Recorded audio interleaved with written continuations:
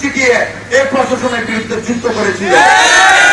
রাজা তো সে 28 অক্টোবরের পর স্বৈরাচার হাসিনার এক দফা দাবিতে দেশ নায়ক জনাব তারেক রহমানের ডাকে যারা মৃত্যুকে আলিঙ্গন করে রাজপথে ছিল।